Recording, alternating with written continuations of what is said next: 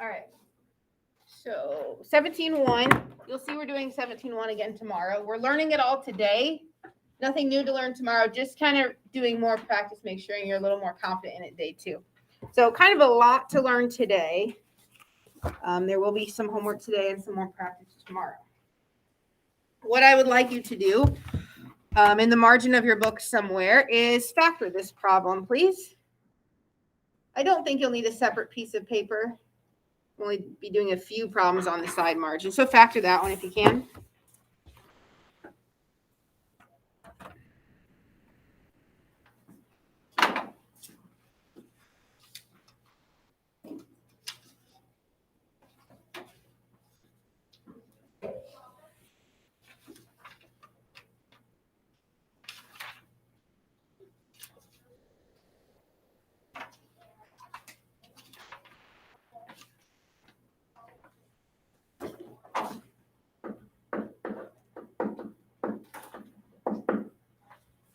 I know it's been a while. Hopefully factoring hasn't completely left you. You write down the factors of 21, especially if this is 1. It's a lot easier of a problem to do. I don't worry about the negative yet. I will. Things that multiply to 21, 1 and 21, 3 and 7. This could make 4 if the 3 is negative. That's just when I check my negative 21. Do these multiply to negative 21? Yes. Do they add to 4? Yes. So I know my factors are x minus 3, x plus 7. We know we can write them in the opposite order as long as the 7 is positive and 3 is negative. All right. I am going to teach you, actually, let me go back. Another way to factor this. You wouldn't have to use this, but the method I'm going to teach you is something you're going to use today on another problem. If I say factor and you do it this way, that is great. This new method is another option for you. Sometimes it will be your only option. For this one, it's not your only option. What I'd like you to do is rewrite the problem maybe below what you had. Rewrite this polynomial.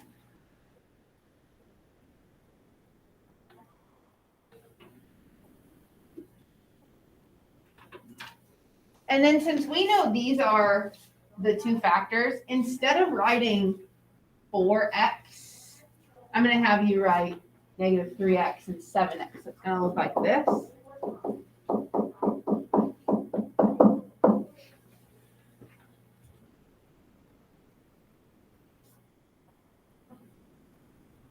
Copying the problem one more time, but instead of writing 4x's, another way to write that is negative 3 and a 7.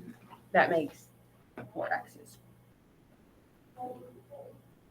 Now what we're going to do is factor by grouping. So I'm going to group these two together. Just looking at these terms, they have a common factor. They both have an x. So write x and factor out an x from just the two terms.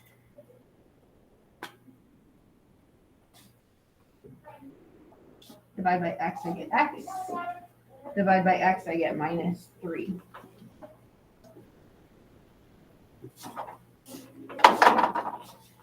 Let's look at these two terms.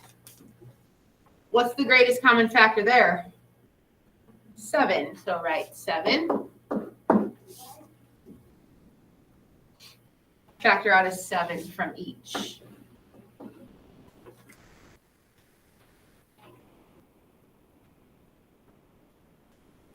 So I had 4 terms. Now I have 2 larger, kind of more complicated terms.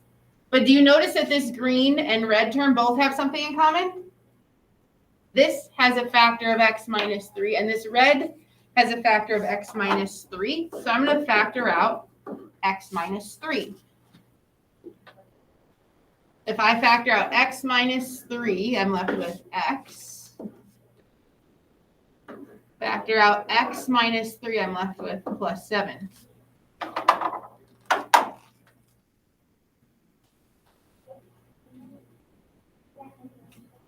Is this the same answer we got before?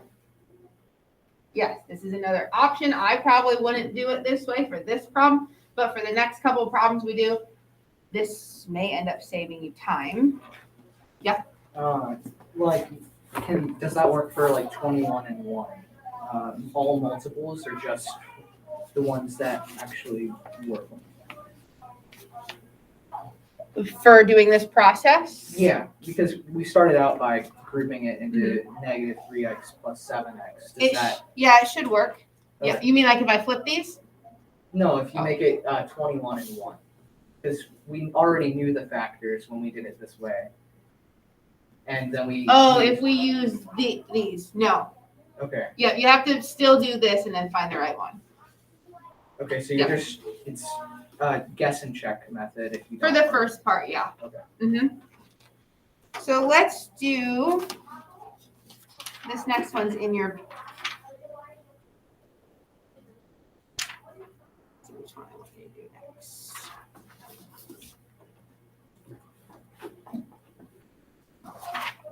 I'm gonna do this one.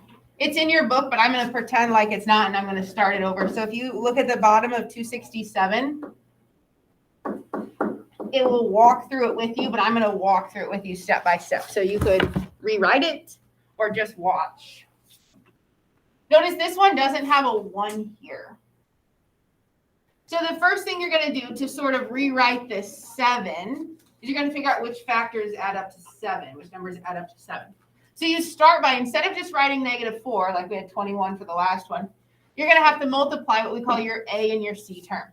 A, B, C. So if I multiply my A and my C term, I get -8. Now I'm going to write down things that multiply to 8. 1 and 8, 2 and 4. Could I get a 7 out of that? Yes. I will get a 7 if the 1 is negative. This is when I check, do they multiply to -8? Yes. Questions on that part? Now is when I rewrite this 7. Instead of saying 7x's, I'm going to say that many. -1x and then 8x.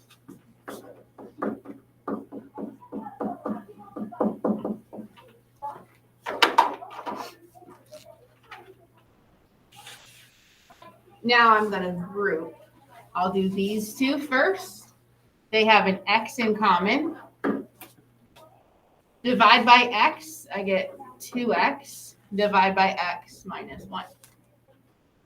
You can always check by redistributing. 2x squared minus x. These have a 4 in common. Divide by 4. Divide by 4. Questions there? Now the red term and the blue term have a common factor of 2x minus 1. Divide by that common factor, I get x. Divide by the common factor, I get 4. Then I'm done. I could check it. I could redistribute it. So 2x squared plus 8x minus x minus 4. That's 2x squared plus 7x minus 4. Same as I got. So it's a different way to factor. If you like factoring the old sort of more guess and check way, that's fine. I'm going to have us try 2 more. If you'll flip, please, to page 268, part B. Do you want me to do one more with you?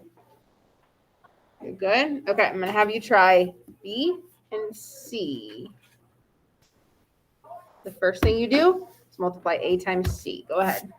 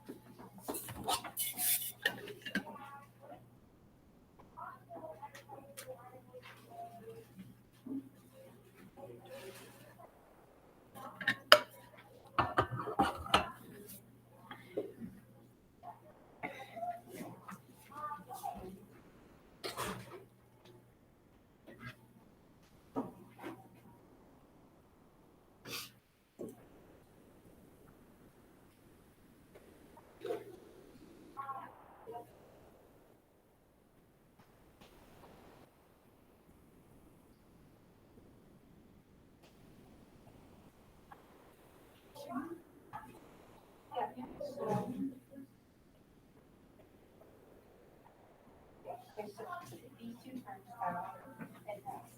You don't have it here, so I wouldn't have to show just put X. And then factor out that. There, so they got an X.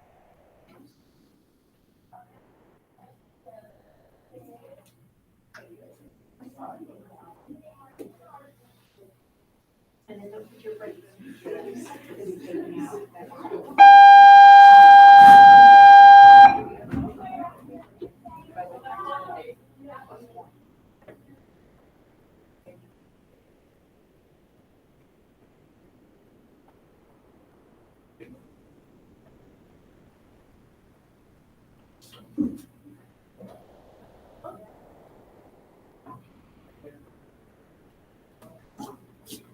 Let me show you what would have happened with B if I had put these in the opposite order. So 3x squared, I know I have a minus 3. What if I had put the 9 first? Do you think this is going to work out too? Yeah. If I group these, they have a 3x in common. That gives me x minus 3. These have nothing in common. They just have a 1 in common. Divide by 1, divide by 1. These terms have an x minus 3 in common. Divide by that. I get the same thing. As long as I pick these two and not those, I can put them in either order. Without using this process we learned today, you could have come in here and, okay, what multiplies to 3? 1 and 3. And try that. What multiplies to 3? 1 and 3. And keep trying combinations. If you do that, that's fine. When you get like when you like divide by x minus 3, I don't get that part. Okay. So the black part you don't get? Yeah. Okay. So you want to look at the green term and the red term and see what they have in common. They both have an x plus 1, so it's like you're factoring that out. So if I take that out of this term, I'm left with x. And if I factor it out of this term, I'm left with minus 3.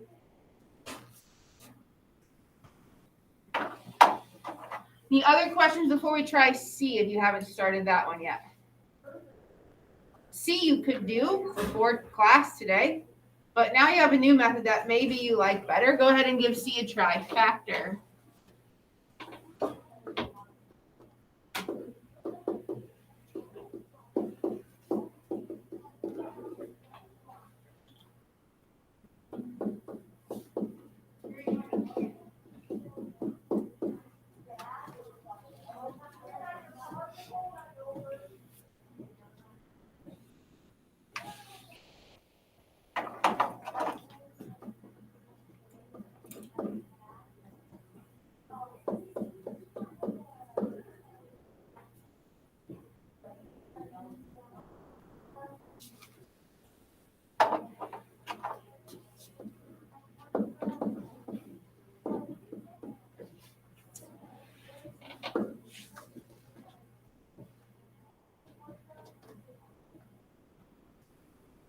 Maybe you're wondering, what happens if this doesn't work? What happens if they don't end up with the same factor?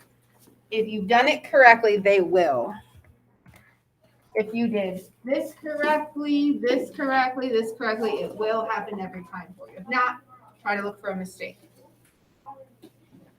Since both green and red have a factor of 2x minus 3, I'm going to take that out of this term. I'd be left with x. Factor it out of this term, I'd be left with a plus 2.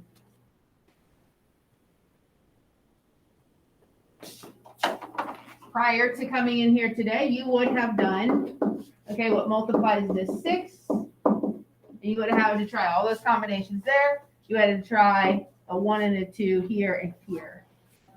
Does anybody prefer this new method?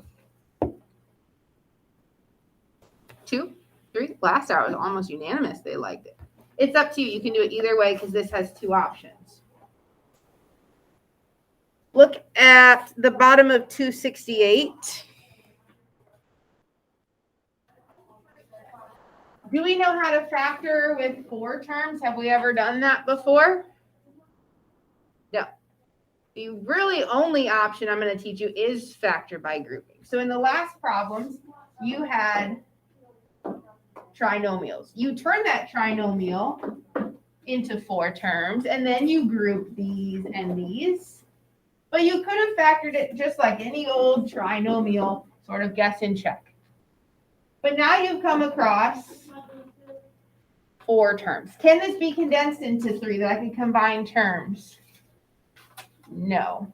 X cubed, x squared, x, and a constant term. So with 4 terms that cannot be condensed, factor by grouping is probably your best option.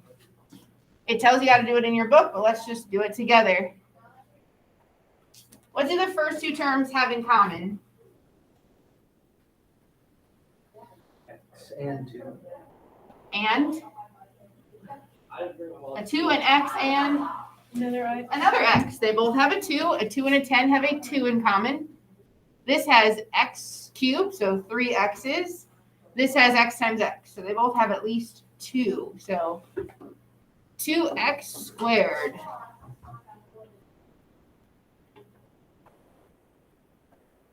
Divide both of these terms by 2 and x squared.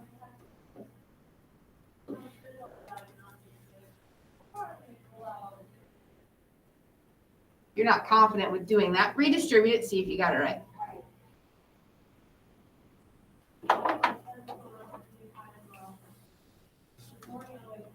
Look at the next 2 terms. Keegan, what do they have in common? -3. Yeah, so you're going to write -3 and divide both by -3.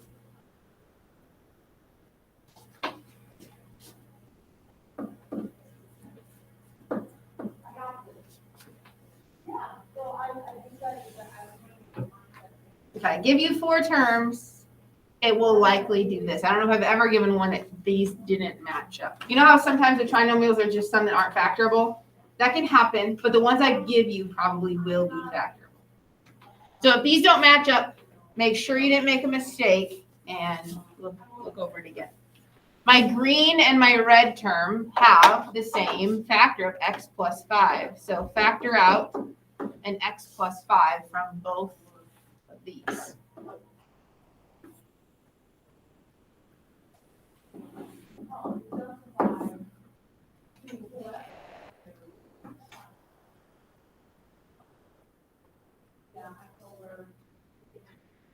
Then you're done. I'll show you how to check it and you can see if it works out in this. So if I distribute 2x cubed minus 3x plus 10x squared minus 15, that's the same thing as this. These are in opposite order, but it's the same polynomial. Can you do it by guess and check? Sure, I've never done it that way. I always just do grouping because it goes pretty quickly. All right, go ahead and give B a try. Factor that polynomial.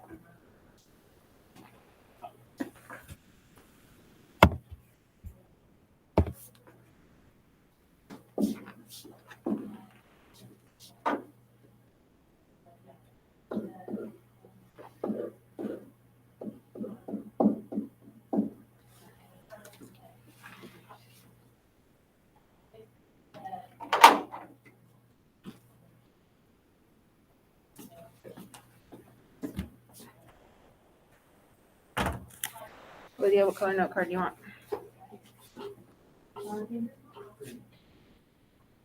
What color note card? E. Yeah. Abby?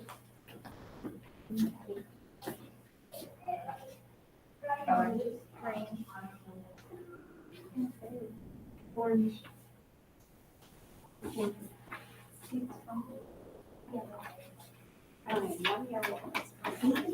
James, what color note card?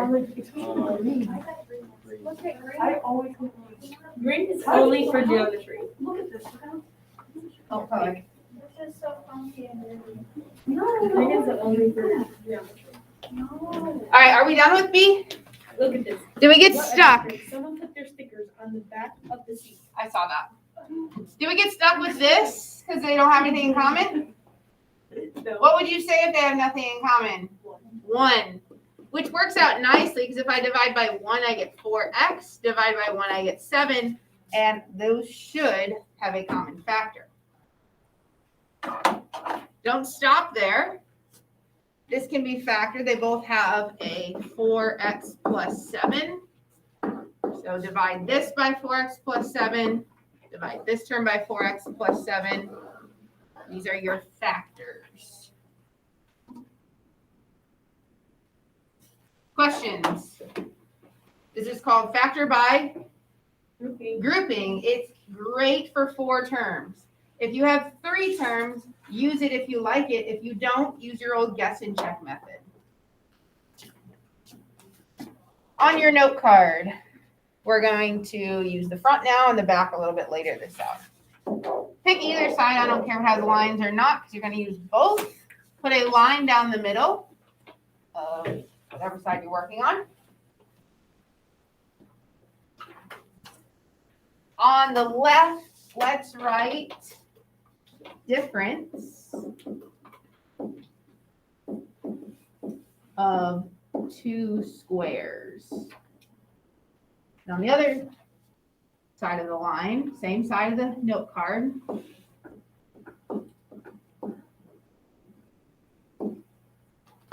sum of 2 squares.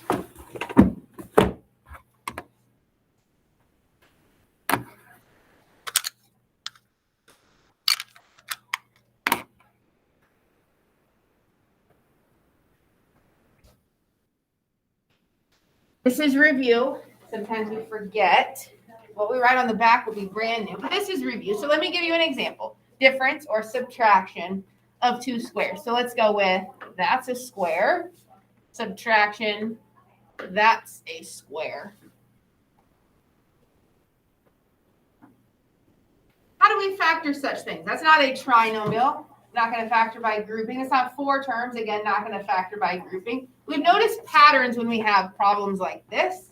Let me give you a numerical example. You can write this or you can just watch. Let's say I have x squared minus 25. Sure, I could write this as a trinomial, 3 terms. But we know if this middle term is gone, there's patterns that happen. Can anybody tell me what this factors into? X plus 5, x minus 5. Yep. You will take the square root of this term, the square root of this term. We have to have a plus or minus so it goes away. 5 times negative 5 is negative 25. So how do I write that in terms of A and B? Don't I want the square root of A here? The square root of B there? So it's going to be A plus B, A minus B.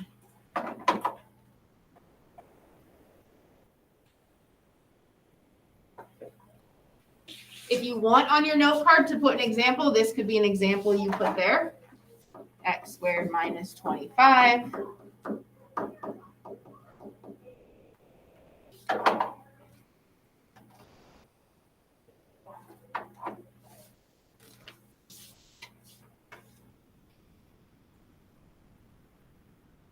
Now let's talk about sum of 2 squares. This is the difference.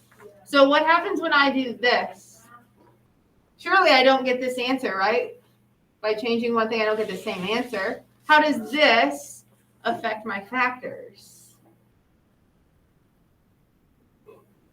1, 2 people know? 3 people know? Mary? Where's the imaginary number? Yes. Because here's how it works. X times X minus 5xi plus 5xi. That's why I have to have a plus and a minus so they cancel. 5 and negative 5 is negative 25. We know I squared is negative 1, which gives me that plus. There's no other way to factor it with a plus sign. It's not possible. I have to have opposite signs to get rid of this, but opposite signs don't give me a plus. Imaginary numbers will work. So let's summarize that over here. It's going to say on your note card, a squared plus b squared.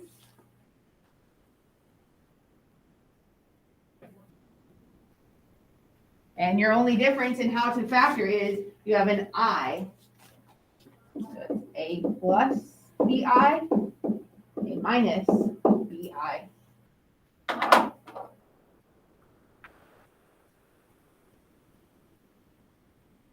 And if you'd like to put that numerical example, we'll go ahead.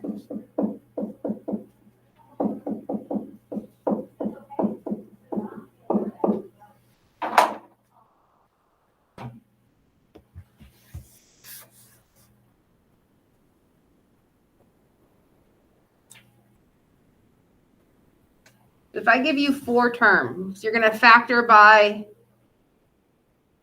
grouping. If I give you 3 terms, can you still factor by grouping? Yeah, I taught you that. Could I also use my guess and check method? Yes. Or your algebra 1 method, whatever you call that, your old method of learning. Great. If I give you a binomial, probably something like this could happen. Now, this says squares. Does it have to be a perfect square? What if I gave you x squared plus 10? Can I factor that? Well, I still want the square root of this. Wouldn't root 10 work? If it's not a perfect square, it's just not going to come out to a nice number. Before it was 25. Square root of 25 was 5. 10 is not a perfect square, so I put square root of 10. This is going to be x squared. Minus and plus cancel. This is going to be minus root 10 times plus root 10. Oops, I need the I there. Root 10 and root 10 is 10. So you can do it, even if it's not a perfect square, you will just end up with roots or radicals. Okay, well, let's say I have this problem.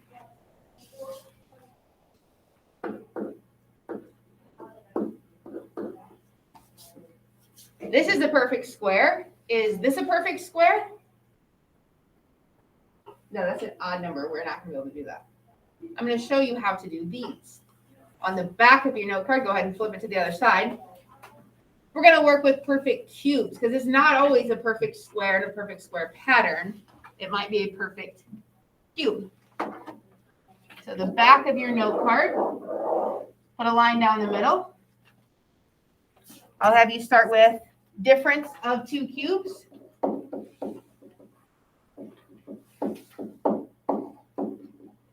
And then sum of 2 cubes.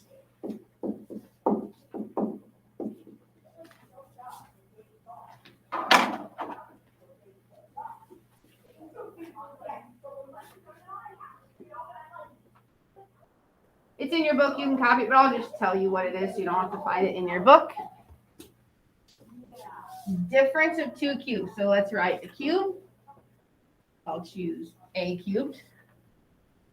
Difference is minus. And I need another cube. So I'm going to go with b cubed. Over here, it's going to be sum.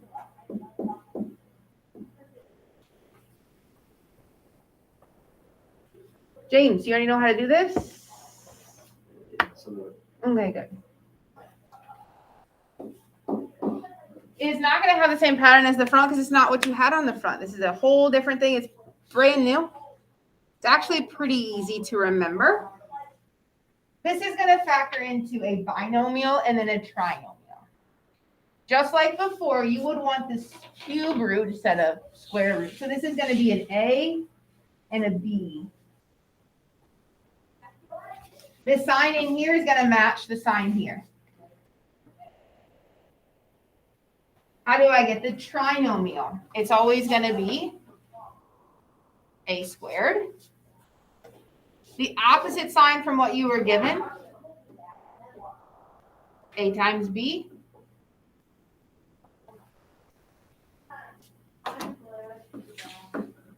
Plus B squared.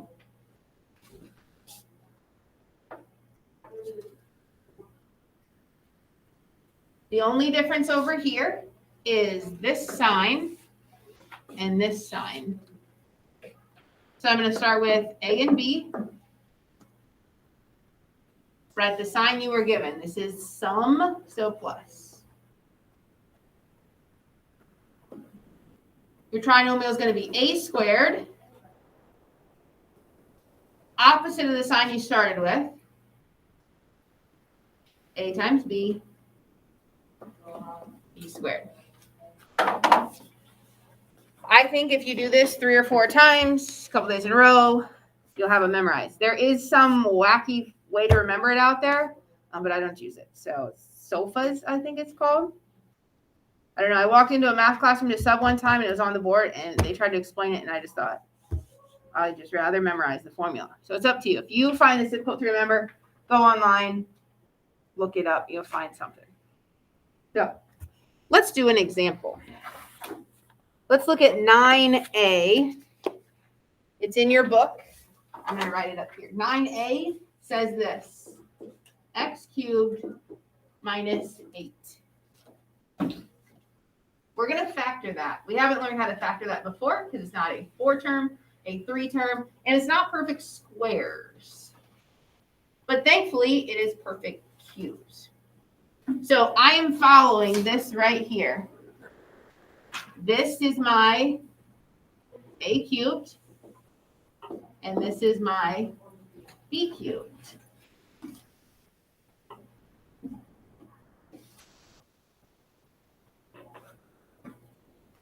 So I always write a and b off to the side. If this is a cubed, what is a? X. X times x times x gives me this term. If this is b to the third, what's b? 2. See how I got that? Just like perfect squares, only perfect cubes. Once I have a and b, it doesn't really take any math power to do this. You're just copying what it says. So write a parentheses, put an a and a b, a minus sign in the middle. An x and a 2, a minus sign in the middle.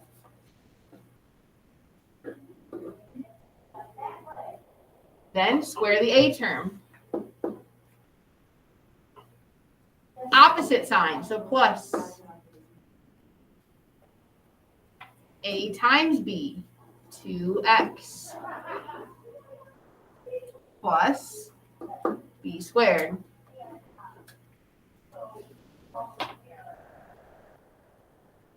Factor further if you can. Nothing multiplies to 4 and adds to 2, so it's not going to factor further. I could take the time to distribute this back out, but I'm not going to. Questions? Let's try D. It's right there on your paper. D says 27 plus 125x cubed.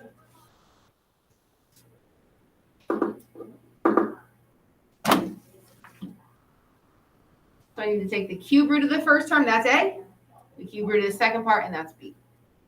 Do we know how to do cube root in our calculator? We should. I'll show you how.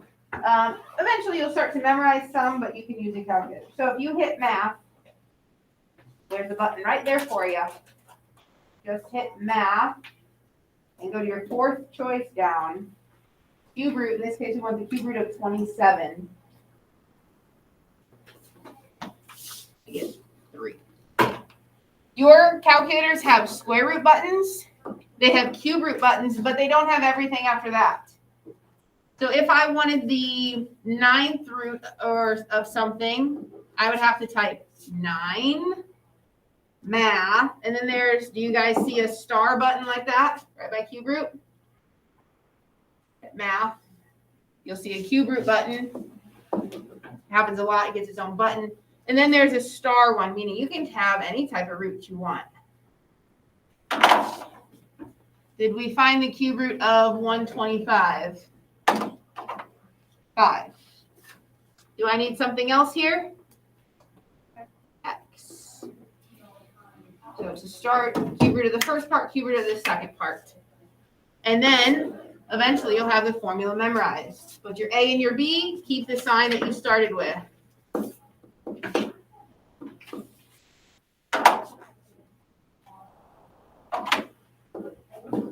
Square your first term. opposite sign you started with. Multiply a and b. Add b squared. I do like it written in standard form, but I would accept this. I believe it's what your book has also.